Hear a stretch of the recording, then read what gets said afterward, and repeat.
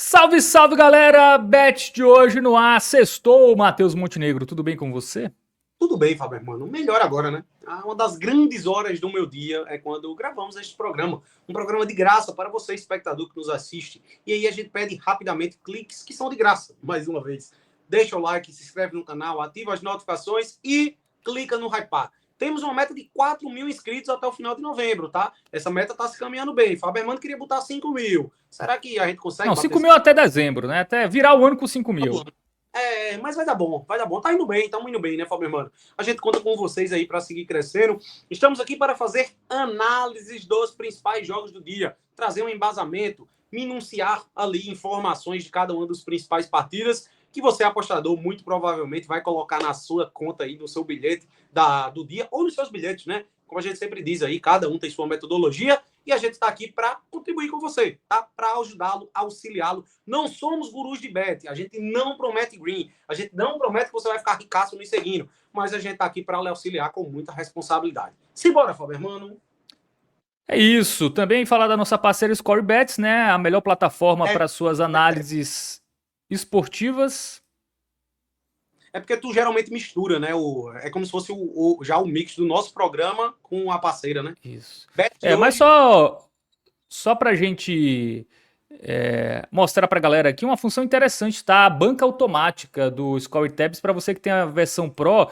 E aqui a gente consegue ver, ó, o quanto de lucratividade a banca automática tem, tá? Obviamente que você não vai fazer todos os jogos da banca automática, né? Mas se você fosse fazer, ó o lucro aqui, 17% nos últimos 30 dias, 7% nas bancas de mais de 12,5 gols. Aqui você consegue ver a assertividade, ó.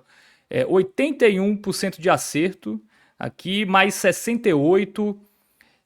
Também aqui de outro mercado de mais de 2,5 gols, 71%, 65%. Então, a banca automática tem uma alta assertividade, pode te ajudar para você analisar, né? Para você escolher os seus jogos, né? É bem interessante aí essa função da Score Tabs. Se você quer ter a versão Pro, é só assinar com o nosso cupom HOJE10 e ter 10% de desconto, Matheus. Link na descrição e também no comentário fixado, tá?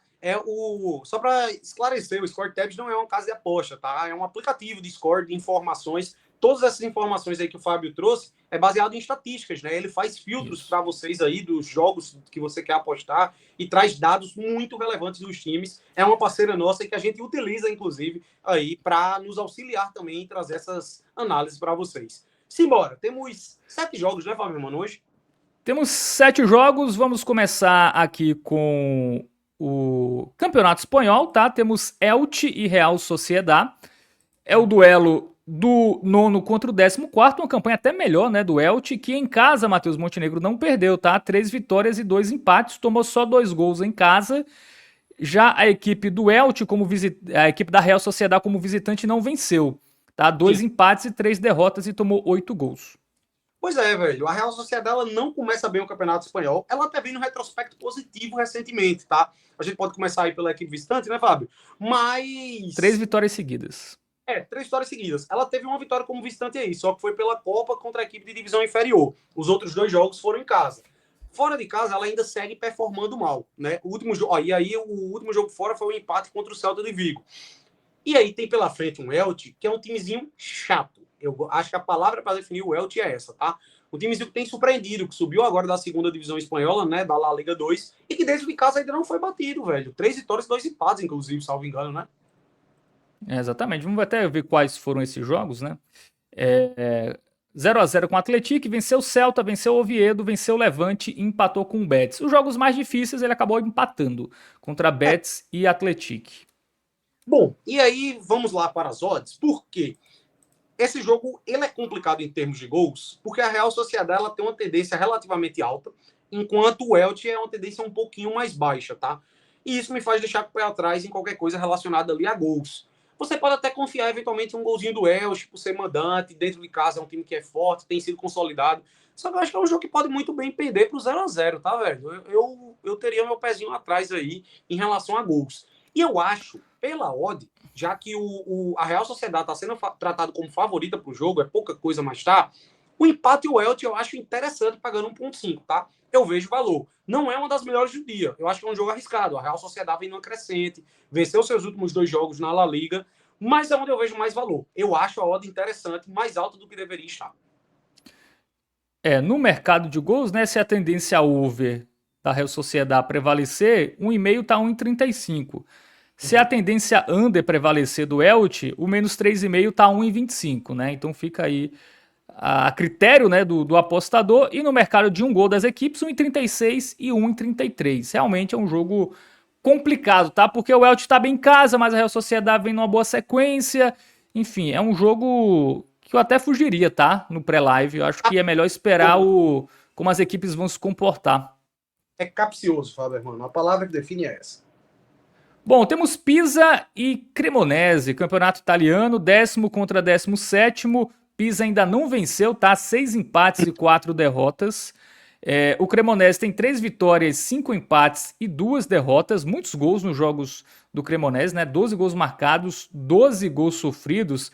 Mas tem uma estatística do Pisa em casa que eu acho que pode nortear, tá, a análise, Matheus Montenegro. Porque vamos colocar aqui os jogos do Pisa como mandante. Bizarro. Ele não fez gol e não venceu.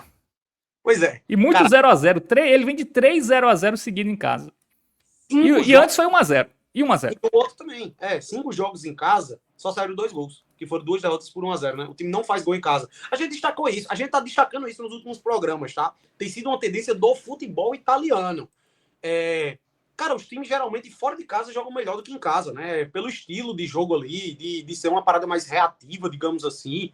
Eu acho muito arriscado. Cara, o Pisa, ele engrossou o caldo contra o Milan, né? Ele empatou em 2x2 fora contra o Milan. Olha como destoa a análise dele visitante e a análise dele mandante. Eu acho que a tendência desse jogo é mais aí realmente para essa questão do under goals, tá? A gente tá falando de 2 times que não são lá essas grandes coisas. Eu acho que os 2 subiram agora, né? Da segunda divisão, inclusive. Os 2 estavam na segunda. Dá até para você confiar um pouquinho a mais no Cremonese. É um time que, ele estreia, inclusive, a Série A italiana ganhando do Milan fora. E ganhou recentemente também do Genoa fora.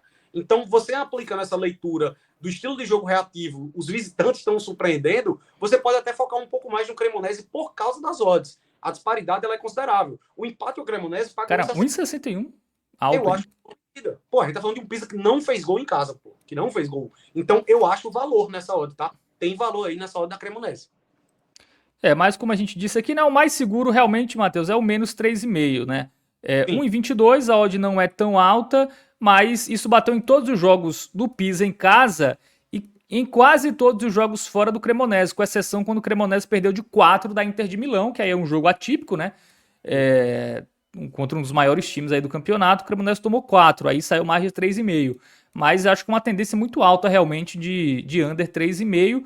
Se a gente pegar um golzinho do Cremonese, tá? Só para ver aqui. Porque o time tem 12 gols, né? O time que faz muito gol. 1,50. O gol do Pisa 1,30, tá? Pro time que não fez gol em casa. Eu prefiro o dupla hipótese do Cremonese do que o gol, tá? Paga mais e um 0x0 é um placar que, é a cara desse jogo, tá? Um 0x0. Foi os últimos 3 jogos do Pisa foi 0x0, né? Tá.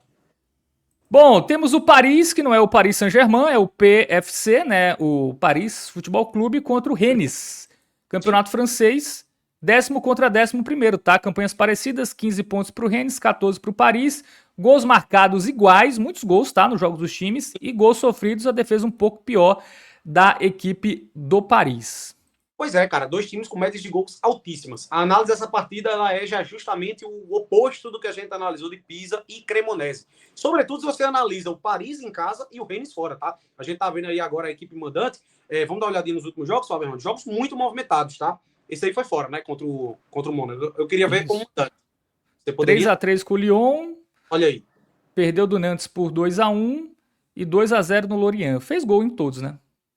Sim. E aí, antes disso, ele perde por 3x2 para o Estrasburgo e ganha de 3x2 do Metz, tá? Médias de gol altíssimas quando ele atua em casa. Cara, o Paris fez gol em todos os jogos do campeonato. Sim, fez gol em todos e sofreu na maioria. Ele...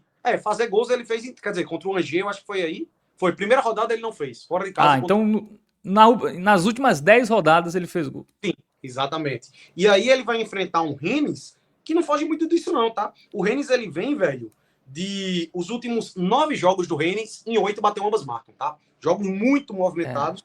sobretudo como visitante.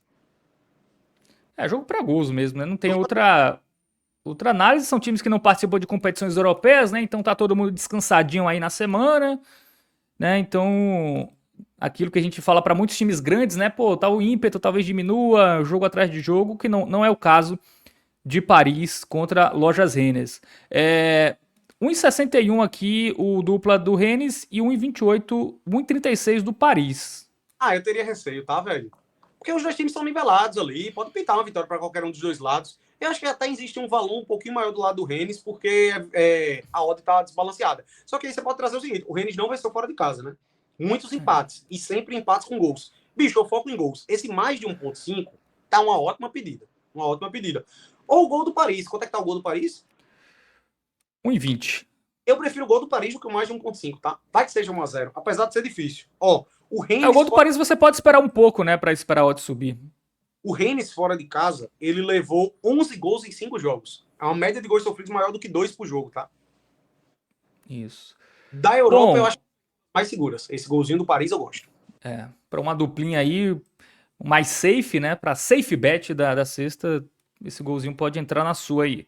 Bom, temos Werder Bremen contra Wolfsburg, né? Dois times verdes. Uau! Pela Bundesliga, né? Nono contra 12º, 12 pontos para o Bremen, 8 para o Wolfsburg. Ataques que ali 13 gols para o Bremen, 11 para o Wolfsburg. Gols sofridos eles sofrem mais do que fazem, né? O Wolfsburg só tem uma vitória nos últimos 5 jogos e o Bremen não perde a 4. Não, eu vou além, tá? O Wolfsburg, ele só tem uma vitória nos últimos 10 jogos. E se você restringe mais, nos últimos 8 ele perdeu 7. O retrospecto recente do Borussia Dortmund ou do Wolfsburg é terrível, tá? E até por isso eu acho que eu confio mais um pouco no Werder Bremen. Vai estar jogando em casa. São dois times parelhos, tá? Em termos de nível técnico ali, são bem semelhantes. Só que o Werder, ele tá num momento menos pior, vai estar jogando em casa. Então eu acho que passa mais confiança, tá? Em termos de gols, eu acho que é difícil confiar em alguma coisa. Porque o Wolfsburg, ele vem numa sequência muito ruim. Nos últimos 5 jogos, ele só marcou gol em 2. Então eu teria meu pezinho atrás aí nessa equipe visitante, tá?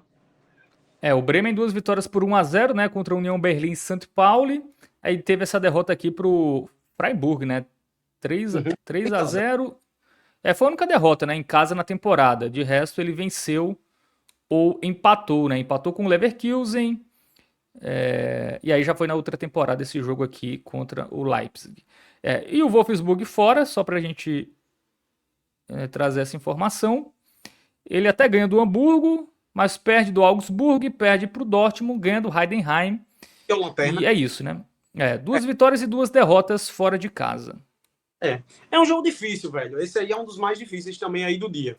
Eu acho que, assim, o dupla hipótese do Bremen, para uma duplinha, pode ser interessante, por causa desses pontos que eu trouxe. Jogo nivelado, só que o time da casa tá melhor, tá diante de sua torcida. 1,36. Eu acho que é uma dizinha relativamente interessante. Mas, como eu disse, tem seu risco, tá? Eu acho que é um jogo que só vale a pena aí se você quiser fazer o bingão, ou se você quiser assistir a partida e aí vai brincar ali. É perigoso, tá? Joguinho perigoso. Muito bem, 1,36. Vamos só trazer aqui as odds do mercado de gols.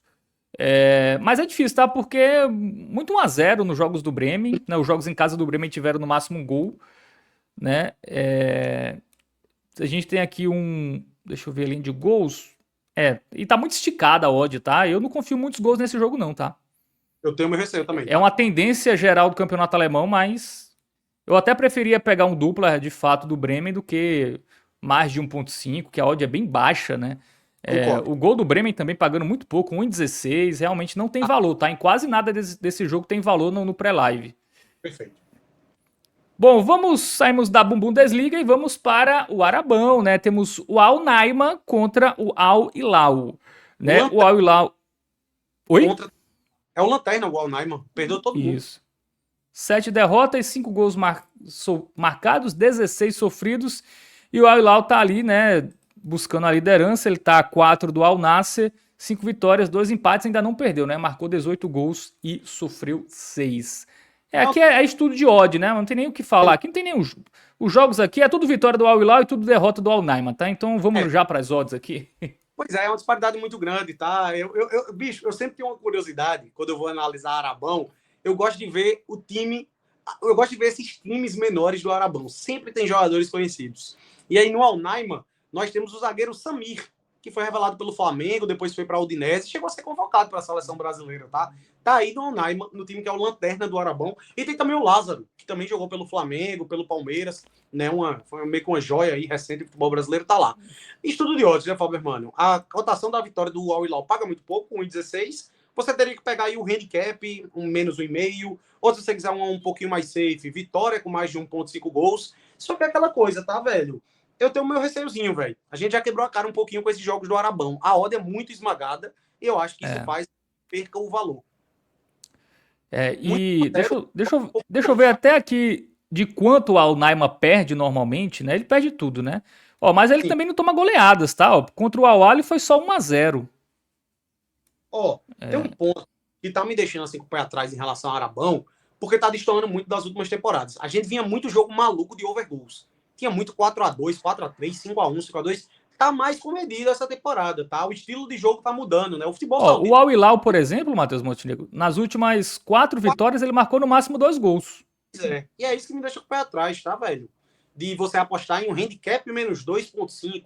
Tipo, pô, é o Al Hilal contra o Lanterna, vai meter uma goleada. Pode acontecer, e até deve acontecer. Mas eu acho que é um risco grande. Por isso que esse jogo aí não tá entre as melhores do dia.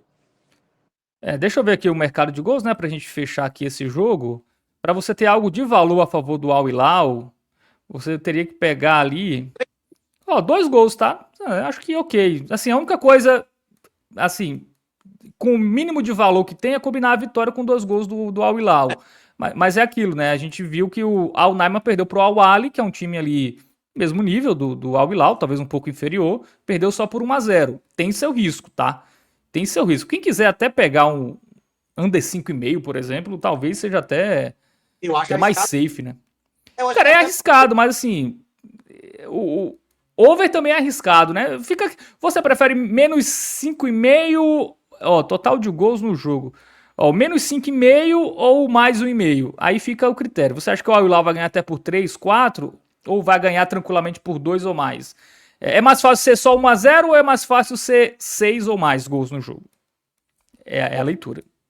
Joguinho capcioso também. Vamos de Série B. Bom, para fechar, temos 2 jogos de Série B, tá? Temos Atlético e Ferroviária, que é um duelo da parte de baixo, né, da tabela de classificação, duelo diretaço, viu? Cara, se o Atlético perde esse jogo, ele praticamente cava sua cova aí para a Série C do Brasileirão, né? Isso. Joguinho complicado, jogos que, cara, eu destaco dessa partida, overgoals, tá? A gente tá falando da pior defesa da Série B, que é o Atlético, e uma das piores defesas aí da Ferroviária. E aí é curioso, tá? Porque se pior defesa contra a quarta pior defesa. E tem uma estatística importante, tá? Dos times da parte de baixo, eles têm os melhores ataques. Então, pode ser uma tendência boa de over.